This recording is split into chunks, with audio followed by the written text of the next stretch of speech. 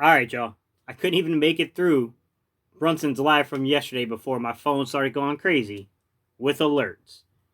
If you ain't heard it already, you heard it now. Jason Peters is back with the Philadelphia Eagles to play the guard position. I thought some of us already kind of knew this was going. I already told people I thought this was very, very likely to happen. Some people said, nah, they can't play guard, and they made very good points because he's older and playing guard is a different physicality level. But like I said, and like a lot of people said, if anyone can do it, it's Jason Peters. This kid's tough. All right, y'all. Let's get to today's topic.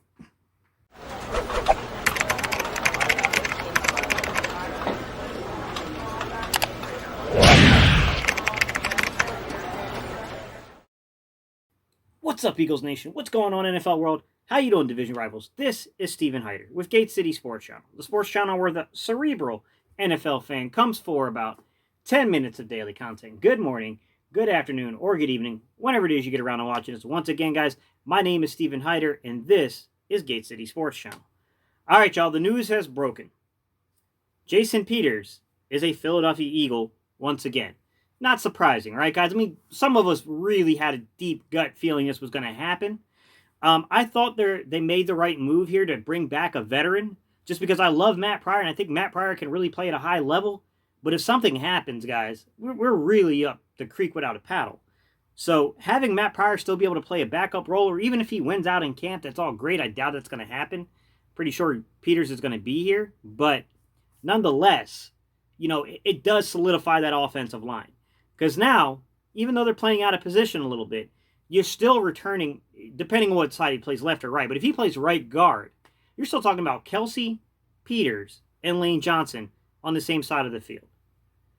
That's ridiculously good depth. Now, the flip side of this argument might be, well, maybe they're going to play him at left guard.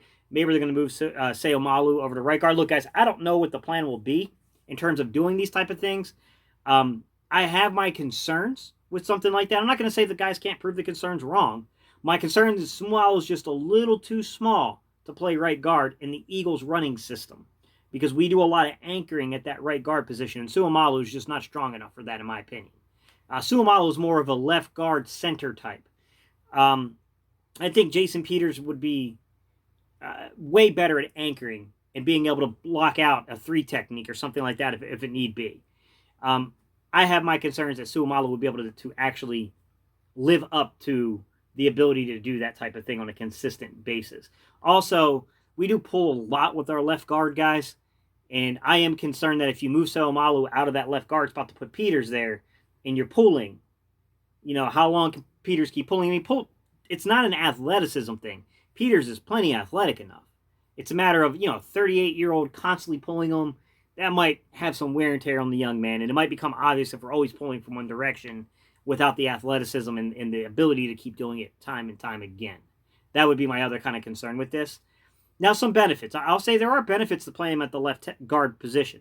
If you play him at left guard, then at least, you got the young rook there. Well, he's not really a rookie anymore, but you got the young guy there at left tackle and Andre Dillard, right? And you got Peters right beside him to work with him, work with communication. But, there are some benefits here. I mean, I'm not going to act like there's no benefits to playing Jason Peters at the left guard spot. But I do think that he's better suited to play the right guard spot. But, hey, I do want to get into some of the comments. Like me and Jalen Williams were talking probably a month ago when we first talked about this probably coming down the line. This was probably going to happen. Jalen Williams, I thought, brought up a good point, which is, Gate, he's athletic enough to do this. He's good enough to do this. But you're asking a 38-year-old to expose himself repeatedly to the contact that happens inside. So what Jalen Williams was pointing out, and I thought this was a really good point, guys, spoken from someone who's played the offensive line, because I have not. I am not an offensive lineman. You would never want me playing offensive line for you. But what Jalen Williams was saying is basically, look, man, all offensive linemen are they're tough. They're tough as nails, don't get me wrong. But playing tackle is completely different from playing guard. Playing tackle requires a little more nuance, a little more finesse, right? Playing guard requires a little more brute strength, and you're subjected to much more physicality inside than you are on the outside as a tackle, which is a pretty good point to make by him. I just wanted to bring that up because I do think that is worth mentioning and something worth watching. But I also think that's kind of a good idea for why we have a guy like, Matt Pryor that's still there on this roster, because I do think Matt Pryor can play at a high level, and I love the fact that Matt Pryor was working out during the offseason with Lane Johnson to try to get into a communication thing with him. Because let's be real, I love Jason Peters, but I don't care if you play him at guard or tackle. Your backup's coming in. Let's just be real. Jason Peters is going to miss some snaps, maybe even games. I mean, love Peters. The guy still plays at a kid. He's older than me. The guy still plays at a much higher level than most offensive linemen around the league. But he is getting older. That body starts to break down a little bit, and he's subjected to injuries. I mean, the guy's already kind of breaking the mold. I mean, man, the dude's going to be 38, and he's still playing at this kind of level. I mean, offensive linemen just normally don't last that long. I can only really think of a few. I think Bruce Matthews, if I'm not mistaken, the Matthews brothers' father, I think he played for a long time. You know, there's certainly a few of them. I think Larry Allen played for a long time, but generally speaking, it's really rare to see guys last past the age of 38. Like, into your late 30s, like, that's a pretty rare occurrence to happen. So it just speaks to the type of talent and the type of athletic freak Jason Peters is. And look, he did put out some video early on in the offseason where he was showing people, I might be 38, but this old man can still move like I'm 28. I'm joking. He doesn't move like he's 28. But he did show that, man, when he was running through those drills, he looked really smooth still. I mean, he's just a professional, guys. What else can you really say? Like, the dude is just a complete professional with the way that he approaches the game and the way he approaches himself. This is a move I think is going to pay dividends, okay? I think now you're giving yourself versatility for guys that can play tackle, that can play guard. You have more curveballs. You know, something goes down with Kelsey, you got a guy you can bounce inside the center. Now you got multiple guys that can play at guard with Peters and, of course, Pryor. Something happens with, Lane Johnson, or something happens with, Dillard. Now you got Peters that you can bounce outside, and you can bring, you could then bring Pryor inside again. Like, we got a lot of, versatility here. Now, let's get to the elephant in the room. I love Brian Baldinger. Brian, you better not be playing with us, bro. This better not been the big news you were talking about. This better be one piece of that, because it's big news. I love Jason Peters. Jason Peters makes this offensive line better. There's no doubt about it. I'm happy that these two parties, the Eagles front office, the Eagles coaching staff, three parties, I guess, and Jason Peters and his agent were able to get together and work out a deal to play guard. I mean, a lot of us were concerned that, hey, man, like, this kid's still pretty good at left tackle. Like, somebody out there might wait for camp to kind of roll around and be like, yo, we really need left tackle help. And, one of the greatest to ever do it is still out there. And he still looks pretty good when he's showing us his workout videos. So that's an aspect to this as well, guys. Like, it's big news that Jason Peters wanted to be in Philadelphia so much that he said, look, I'll do it at guard. I don't care. Put me at guard and I'll do it for you guys. You love the guy, man. That's why we love this guy. This guy is nothing more than a Philadelphia Eagle. I know he started the season at Buffalo, but I'm sorry, Buffalo. He is a Philadelphia Eagle. I hate to tell you this, guys. He's an Eagle. Will there be more moves? I don't know, guys. I mean, I was just watching Brunson stream and I saw this pop up, and I was like, yeah, I gotta go address this. Like, this is kind of big news here. I wouldn't call it the big news we were promised, but it is big news. Brunson was talking about, what if AB is the signing for the Eagles? Talent-wise, man, you ain't going to find a better receiver out there right now. He's better than anyone on the roster. It's not even close. He's better than any three guys on the roster. It's not even close. I do get concerned with the other crap that goes on outside of football with AB. I was really happy for this young man that things did not escalate last season. Last year, if you guys remember, last winter, like end of the fall, beginning of the winter, the whole police situation in Miami, like, I'm so glad that did not escalate, because I had a really bad, feeling in my stomach about that situation for a while, and I never want anyone to get hurt like that. Like, AB, for all the ridiculousness he does, no one deserves to, you know what I mean? Like, I was glad that got resolved in a peaceful manner. Would AB make this team better? Come on, man, of course. Like, not even a question. Like, come on. I don't know about the locker room, man. I mean, you got Peters back, you got guys in here, but, man, you got to build culture. And I don't know if he's the right guy for the culture. I know he wants to compete. I know he wants to win. So maybe that factors into the decision that, look, man, maybe long-term this isn't a cultural guy you want there. But when a guy's got something to prove, they tend not to make as much ruckus when they're trying to get money again, right? They're going to be that team guy. They're going to do those things, right, to get that big contract from either your organization or another organization in the future. That can all factor in there, guys. No doubt about it. I'm not going to say that it wouldn't. That's not where I anticipated. I think it's going to keep happening at the line.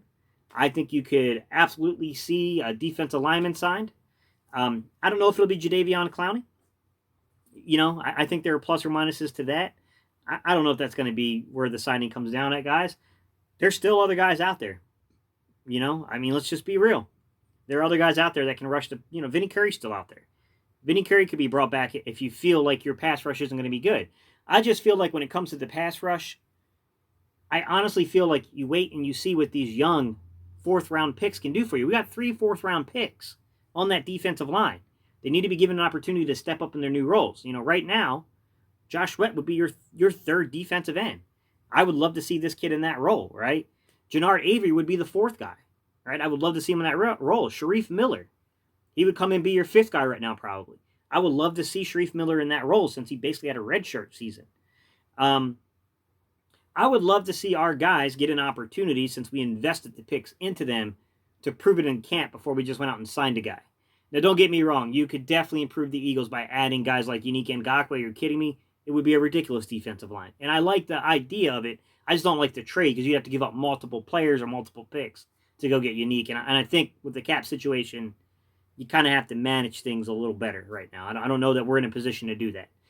I would love for it to happen. I just don't think it's possible. The Jamal Adams aspect to this, man, come on. He's an impactful player.